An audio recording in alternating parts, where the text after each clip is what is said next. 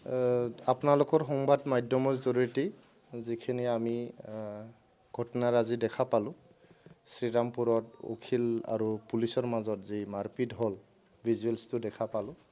এইটো আমাৰ গণতন্ত্ৰৰ কাৰণে ভাল নহয়। উকিলসকলেও আমাৰ গণতন্ত্ৰৰ বা আমাৰ সমাজৰ এটা অন্তৰংগ এটা অংগ বুলি আমি ক'ব লাগিব। উকিল নোহোৱাকৈ আমাৰ ন্যায় ব্যৱস্থাটো নচলে আৰু পুলিচ নহ'লেও ন্যায় ব্যৱস্থাটো নচলে। গতিকে এই ন্যায় দিয়া মানুহবিলাকৰ মাজত মাৰামাৰি বা মাৰপিট এইটো ভাল ঘটনা হোৱা নাই, এইটো মই গৰিহণা দিছোঁ।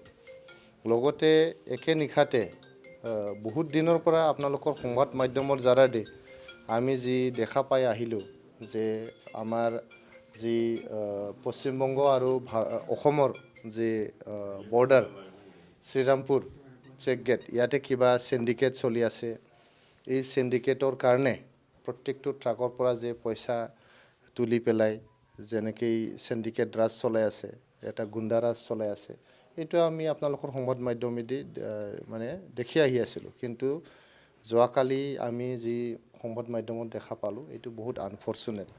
এই চিণ্ডিকেট ৰাজৰ কাৰণে আমাৰ বজাৰত জুই জ্বলিছে। আমাৰ যে শাক পাচলিৰ দামৰ পৰা আদি কৰি কণীৰ দাম, আলুৰ দাম, প্ৰত্যেকটো বয় বস্তুৰ দাম বহুত বাঢ়িছে। মাছ মাংসৰ দাম বহুত বাঢ়িছে।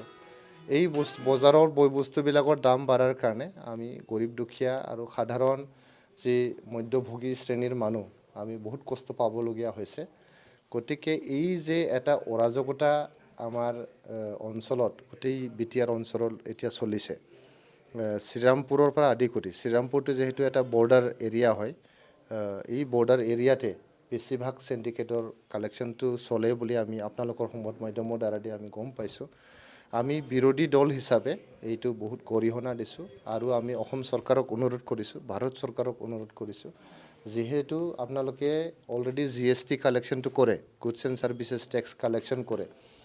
GST বহুত হাই কালেকশ্যন কৰাৰ পিছত আকৌ ইয়াৰ উপৰঞ্চি যদি কণীৰ ওপৰত চিণ্ডিকেটৰ পইচা দিব লাগে, আপোনাৰ আলুৰ চিণ্ডিকেটৰ পইচা দিব লাগে, গাহৰিৰ চিণ্ডিকেটৰ পইচা দিব লাগে, চব যদি চিণ্ডিকেটৰ পইচা দিব লাগে, তো আমি মধ্যভোগী মানুহ আৰু দুখীয়া পৰিয়ালৰ যে মানুহ, আমি বজাৰৰ বয় বস্তু কিনি খাব নোৱাৰিম। আমি শাক চব্জি কিনিব নোৱাৰিম, মাছ মাংস কিনিব নোৱাৰিম, তেল আমি কিনিব নোৱাৰিম। তো গতিকে চৰকাৰক অনুৰোধ কৰিছোঁ, আমাৰ অসম চৰকাৰক আমি একশ্যন ল'বলৈ অনুৰোধ কৰিছোঁ, যাতে তেনেকেই পুলিচক ব্যৱহাৰ কৰি বা তেনেকেই কিছুমান গুণ্ডাগিৰি মানুহ আৰু ৰাজনৈতিক নেতাৰ মানে নেতাপালি নেতাবিলাক তেনেকৈ চিণ্ডিকেটৰ পইচা তুলি যাতে সমাজত মানে অৰাজকতা সৃষ্টি কৰিব নোৱাৰে আৰু লগতে বজাৰৰ বয় বস্তুৰ দাম যাতে বঢ়াব নোৱাৰে, তাক যাতে মানে দৃষ্টি ৰাখে আৰু যাতে অসম চৰকাৰে ইয়াৰ ওপৰত ষ্ট্ৰিক্ট এটা একশ্যন লয়, এইটো অনুৰোধ কৰিছোঁ। মাননীয় মুখ্যমন্ত্ৰী ডক্টৰ হিমন্ত বিশ্ব শৰ্মা ছাৰকো অনুৰোধ কৰিছোঁ, আপুনি কাইণ্ডলি এই যে বিটিআৰ অঞ্চলত চিণ্ডিকেট ৰাজ এটা এতিয়া চলিবলৈ ধৰিছে আমাৰ UPPL চৰকাৰ নোহোৱাৰ পিছত, আৰু বয় বস্তুৰ দাম বাঢ়ি পেলাই আমাৰ যুৱক যুৱতীসকল যি ইজি মানিৰ পিছে মানে ইজি মানি পোৱাৰ কাৰণে যে দিনে নিশাই এতিয়া দৌৰি আছে, এইটো আমাৰ নৱপ্ৰজন্মৰ কাৰণে ভাল নহয়, তেখেতসকলৰ ভৱিষ্যতৰ কাৰণে ভাল নহয়। গতিকে এইবিলাক যাতে অতি সোনকালে বন্ধ হয়, এইটোকে আমি অসম চৰকাৰৰ পৰা দাবী জনাইছোঁ, ভাৰত চৰকাৰৰ পৰা আমি দাবী জনাইছোঁ। কালি এছেম্বলি আছে, তাতে UPPL বিষয়টো উত্থাপন কৰিব নেকি BTC এছেম্বলিত? কালি BTC এছেম্বলিত চিণ্ডিকেটৰ ওপৰত মানে বিষয়টো উত্থাপন কৰিবলৈ হ'লে আমি আগতীয়াকৈ ন'টিচ দিব লাগে, এইটো নিয়ম আছে, স্পীকাৰক ন'টিচ দিব লাগে। 0 আৱাৰত যদি তেনেকুৱা সময় হয়, আপোনালোকে জানে যে আমি UPPL চৰকাৰ নোহোৱাৰ পিছত এতিয়া BTC এছেম্বলি মানে খুব কম সময়ৰ কাৰণে হয়। চৰকাৰী পক্ষই মানে BTC এছেম্বলিৰ যে সময় যে আছে, এই সময়টো বহুত কমকৈ দিয়ে। গতিকে বহুত ইম্পৰ্টেণ্ট ইছ্যুজবিলাকৰ ওপৰত উত্থাপন কৰিবলৈ সময়ে পোৱা নাযায়।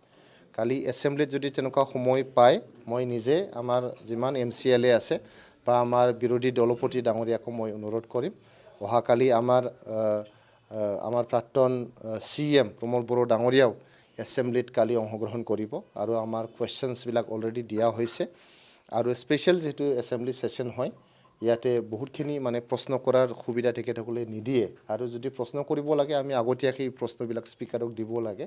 ঘটনাটো যোৱাকালিয়ে হৈ গ'ল, গতিকে অহাকালি এছেম্বলি আমি কিন্তু এসেম্বলিৰ ভিতৰে বাহিৰে এই সিন্ডিকেট ৰাজৰ বিৰুদ্ধে আমি মানে মাত মাতি যাম, থিয় হৈ যাম, আৰু যাতে যেতিয়ালৈকে সিন্ডিকেট ৰাজ বন্ধ হৈ নাযায় তেতিয়ালৈকে UPPL পাৰ্টি হিচাপে আমি কাম কৰি যাম। এই সিন্ডিকেট ৰাজত কেইজনমান বিপিএফৰ নেতা সদস্য তেওঁলোকে নামি পৰিছে বুলি ইতিমধ্যে খবৰ আহিছে। জাংগিলা হাজোৱাৰী তেখেতে কয়লা সিন্ডিকেটত নামি পৰিছে, আনফালে শিল বালি মাফিয়া যি সংকোচৰ পৰা উঠোৱা তাতো বিপিএফৰ ৰাজ চলি আছে বুলি এটা খবৰ আহিছে, কি খবৰ?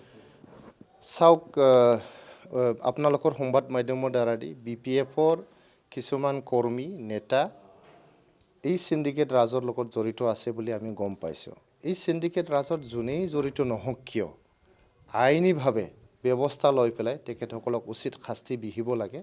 আৰু আপুনি যি শিল বালিৰ যে সিন্ডিকেটৰ কথা কৈছে, শিল বালি ইয়াত মানে এইটো নহয় যে আনলিমিটেড আমাৰ ইয়াতে শিল বালি আছে। এতিয়া আমি দেখা পাই আছোঁ যে প্ৰত্যেক দিনাই শ ট্ৰাক একদম ডাম্পাৰ ডাঙৰ ডাম্পাৰ ট্ৰাক দি শিল বালিৰ যি সিন্ডিকেট ৰাজ আমাৰ বড়োলেণ্ড অঞ্চলৰ পৰা লৈ যোৱা হৈছে। বাংলাদেশত লৈ যায় বুলি শুনিছোঁ, অসমৰ বিভিন্ন ঠাইত লৈ যায় বুলি শুনিছোঁ। এটা সময়ততো শিল বালি শেষ হৈ যাব আমাৰ ইয়াতো। যেতিয়া শিল বালি শেষ হৈ যাব আৰু শেষ নহ'লেও এটা কি হ'ব, এনভাইৰমেণ্টেল ইমবেলেঞ্চ আহিব ইয়াতে। ডেইলি যদি নেকি শ ট্ৰাক যদি যায় তেনেহ'লে চাওক, মাহতে যদি হাজাৰ ট্ৰাক শিল বালি ইয়াৰ পৰা গুচি যায় তেনেহ'লে ইয়াতে অতি সোনকালে এটা এনভাইৰমেণ্টেল ইমবেলেঞ্চ আহিব। আৰু আমাৰ ইয়াতে যি জনবসতি অঞ্চল আছে, জনবসতি অঞ্চলবিলাকতো এটা দুৰ্যোগ আহিব। আমাৰ ইয়াৰ পৰা মানে লাহেকৈ যি ৰিচোৰ্চেছ, মিনাৰেল ৰিচোৰ্চেছবিলাক শেষ হৈ যাব। শেষ হ'লে আমাৰ নৱপ্ৰজন্ম কিহৰ ওপৰত বাচি থাকিব? গতিকে আমাৰ ফিউচাৰ জেনেৰেশ্যনৰ কাৰণে আমি নিজৰ নেচাৰেল ৰিচোৰ্চেছবিলাক আমি ছেভ কৰি ৰাখিব লাগিব। তেনেকৈ যদি সিন্ডিকেট ৰাজ চলাই আমাৰ শিল বালি মাটি মানে দেশে বিদেশে যদি বিক্ৰী কৰি শেষ কৰি দিয়ে তেনেহ'লে ভৱিষ্যতত নৱপ্ৰজন্মই কিটো খাব? গতিকে অতি সোনকালে মই চৰকাৰক অনুৰোধ জনাইছোঁ, চৰকাৰ বুলি নহয় আমাৰ সমাজো সচেতন হ'বলৈ হৈছে।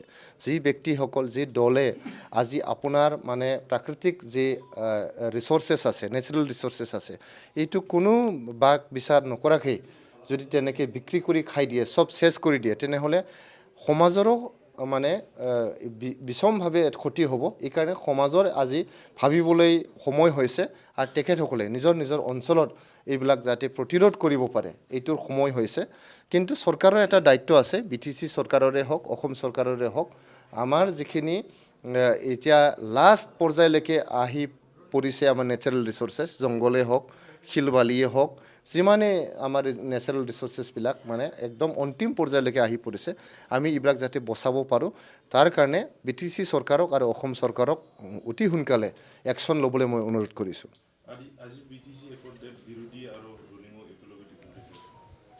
নাই, বড়োলেণ্ড একৰ্ড ডেট মানে কোনো তেনেকৈ ৰুলিং আৰু বিৰোধী নাথাকে।